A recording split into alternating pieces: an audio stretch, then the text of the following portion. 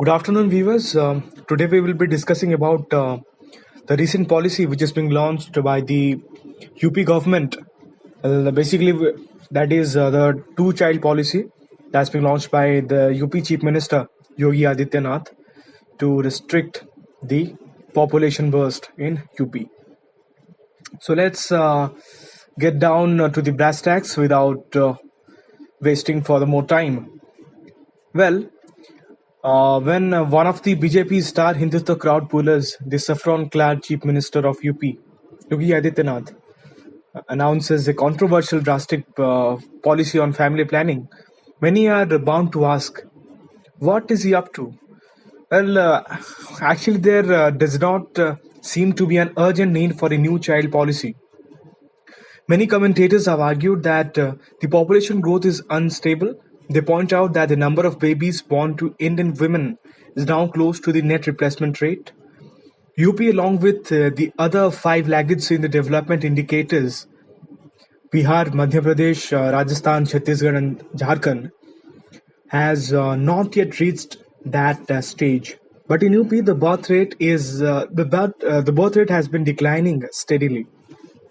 Some suggestions, which are a subset of the larger population policy, are welcome for their impact on the state's health and education services.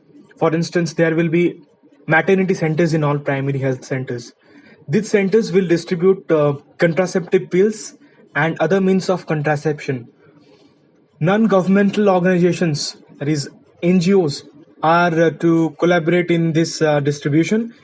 This is an overdue acknowledgement of the potential of NGOs by a government which, like the center, has often been hostile to civil society.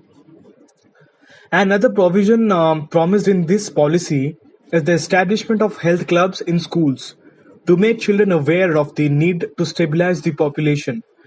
These are measures designed to encourage family planning.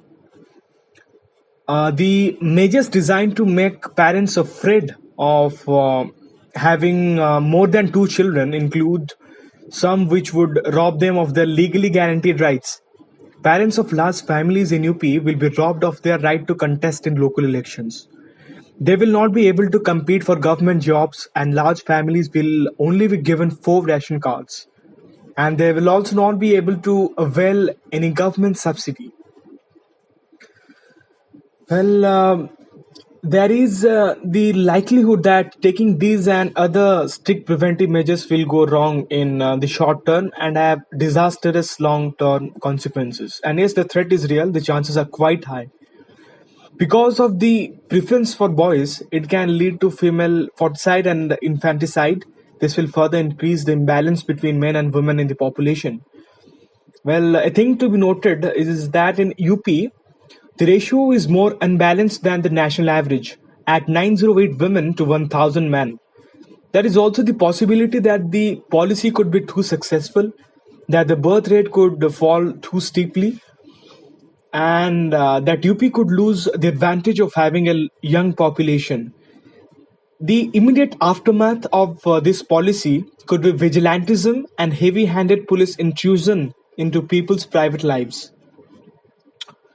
So we come back to ask why the CM has chosen this time to suggest such a potentially dangerous population control policy. Some commentators suggest that he will highlight the policy during next year's election campaign to broaden his appeal and escape from his hardline Hindutva straitjacket. He will then be able to present himself as a leader whose top priority is the development of his state and is willing to take radical measures to achieve that. There is another interpretation of Adityanath's intention. One of the purposes of the draft policy is to maintain the demographic balance in all the communities. Hindutva politics has consistently and unjustifiably blamed Muslims for India's population growth.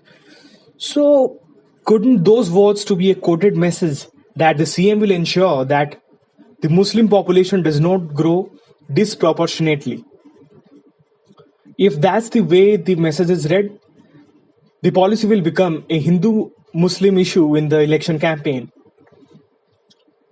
And the last, inefficiency, maladministration, and corruption are the prime causes of UP's comparative backwardness, and it is on this that Adityanath should focus his attention.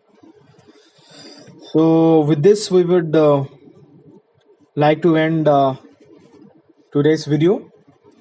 So please do subscribe and press the bell icon that's being given on the channel for latest notifications. Thank you. Thank you for